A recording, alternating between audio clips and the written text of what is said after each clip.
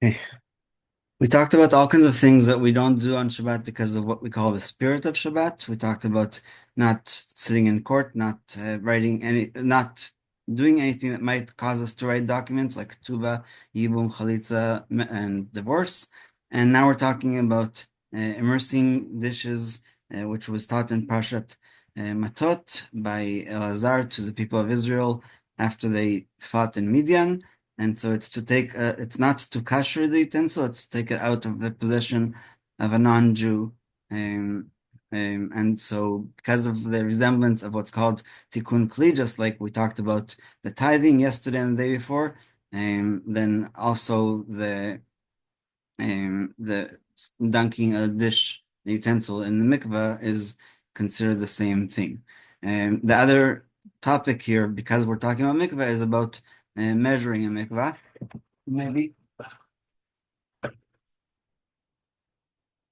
Maybe I'll start with a story at the very end of Shabbat. It says that I think it was Rav Huna who was in a bath, and it looked like he was measuring the bath water.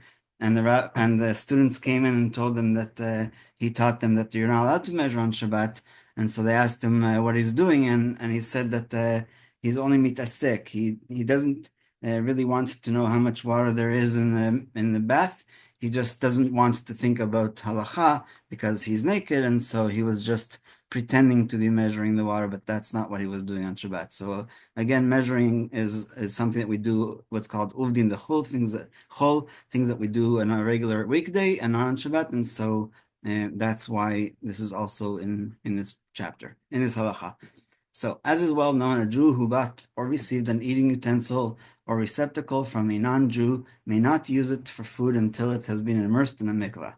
If one did not immerse it before Shabbat, some maintain that doing so on Shabbat is forbidden because it looks like one is fixing the implement, the kli. After all, before its immersion, one may not use it, while afterward one may. That's the Rosh. Others maintain that if one needs to eat from it, he may immerse it on Shabbat with a bracha. Accordingly, immersion is not considered fixing because if the avad kli was used for food without having been immersed, the food retains its kosher status and does not become unkosher. And there's even an opinion that once it was already used, you can't dunk it afterwards. And there's also a question about utensils that are owned by the public, like by a shul. So in our shul, Rabbi Samuel made sure that all of the utensils that we use for Pesach were immersed properly, and it was before there was used even once. If there is a trustworthy non-Jew in the vicinity, it is proper to give the kli to him as a gift and then request his permission to use it. In this way, a Jew may use the kli for food even though it has not been immersed, and also technically it's not owned anymore by a Jew because the idea of taking it out of the possession of the non-Jew. After Shabbat, it is proper to ask the non-Jew to give it back to him as a gift. He should then immerse it with a bracha.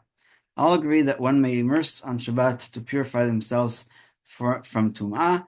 Even those who maintain that Kelim may not be immersed because it resembles fixing them agree that when it comes to people, since one may bathe and since the immersion will not necessarily be seen as an act of purification, one may also immerse to purify themselves.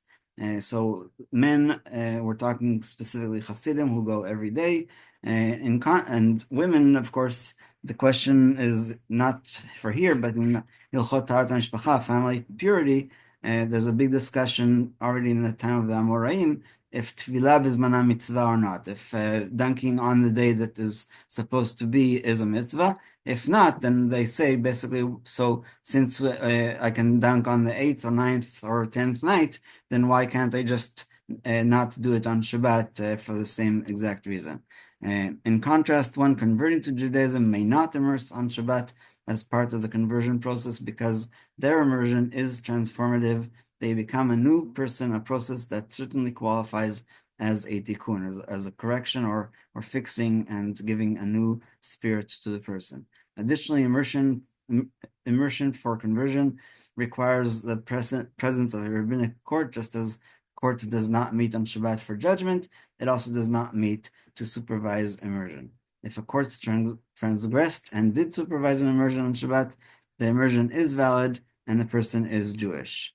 I'm guessing that this was a time of great need where they had to maybe hide it, because Shulchan Aruch was written when conversion was not questioned. It was not questioned by the Jews, but the non-Jews, especially family members, did not see it in a very positive way, to say the least. One may not measure anything on Shabbat because measuring is a weekday activity. Therefore, one may not weigh themselves or measure their height on Shabbat. Similarly, one may not measure the dimensions of furniture or a room.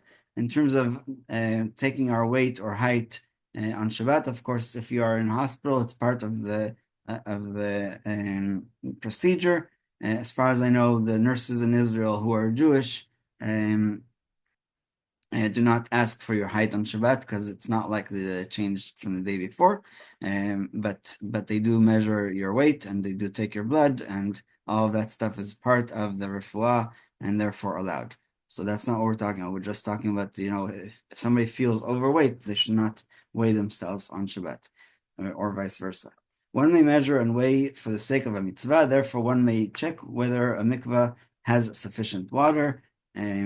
One may also measure out medicine for sick people and take their temperature, because again, this is a mitzvah, since a baby has the same halachic status of a sick person.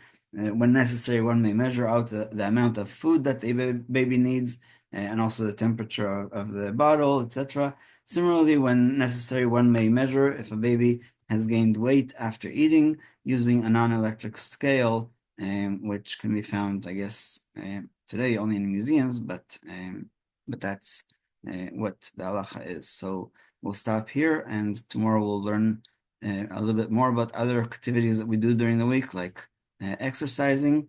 And if it's for refuah, I'll just give you a heads up. Most rabbis would say yes, but if it's for just pleasure or because you do this every day, then it is exactly that. It's something that you do on a weekday.